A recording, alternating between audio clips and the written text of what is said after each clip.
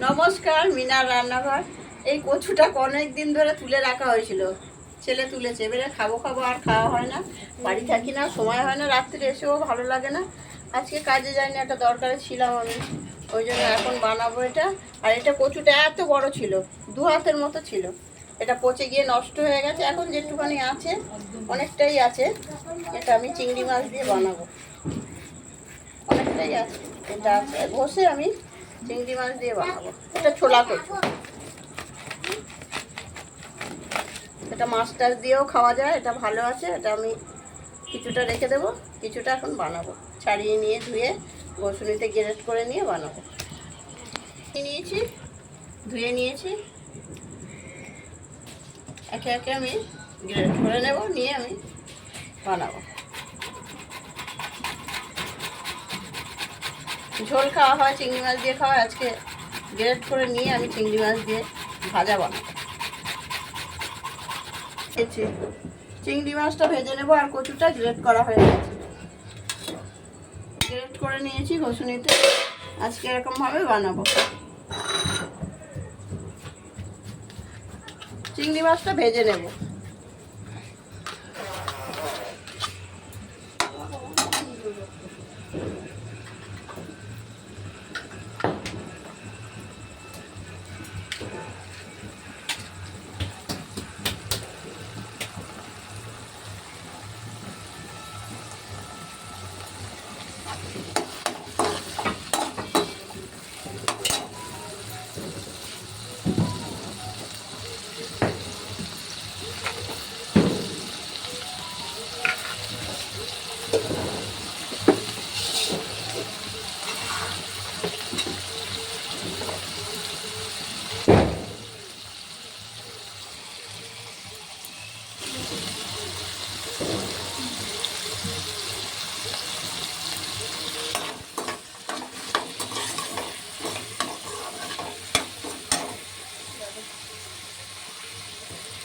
তুলে দেব।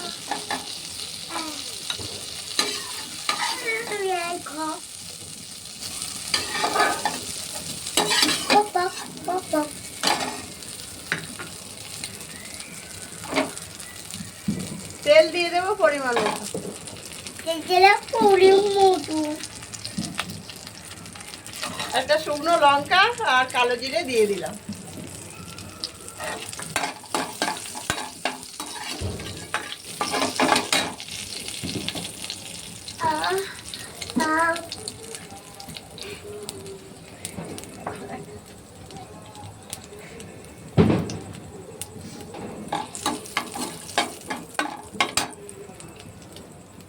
পেঁয়াজ কুচানোগুলো দিয়ে দিলাম, বড় একটা পেঁয়াজ কুচিয়ে নিয়েছি, রসুনও দিয়ে দিচ্ছি, কাঁচা লঙ্কা দিয়ে দিলাম, একে একে সব দিয়ে দিলাম।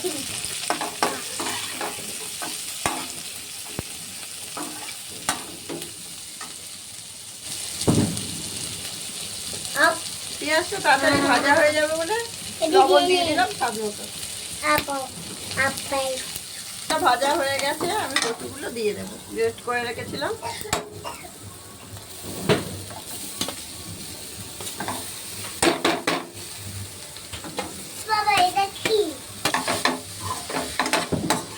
জল দেবো না, লবণ তো পেঁয়াজ ভাজার সময় দিয়ে দিয়েছি। এখন জিরের গুঁড়ো আছে, দিয়ে দেবো 1 চামচ, ধনের গুঁড়ো আছে দিয়ে দিলাম, হলুদও দিয়ে দিলাম, পরিমাণ মতো সব দিয়ে দিয়েছি। এখন কম আছে ঢাকা দিয়ে ভাজবো। নামানোর আগে স্বাদ মতো চিনি দেবো, চিংড়ি মাছটাও দিয়ে দেবো, স্বাদ মতো চিনিও দিয়ে দিচ্ছি, চিংড়ি মাছগুলোও দিয়ে দেবো।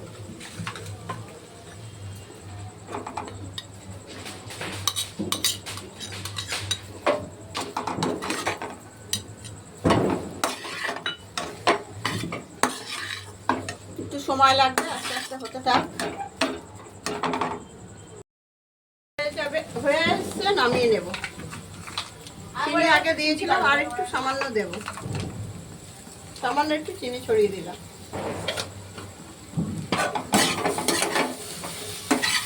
জলটা কিছু দিইনি, আগেই বললাম। গরম ভাতের সাথে খাবেন, ভালো লাগবে।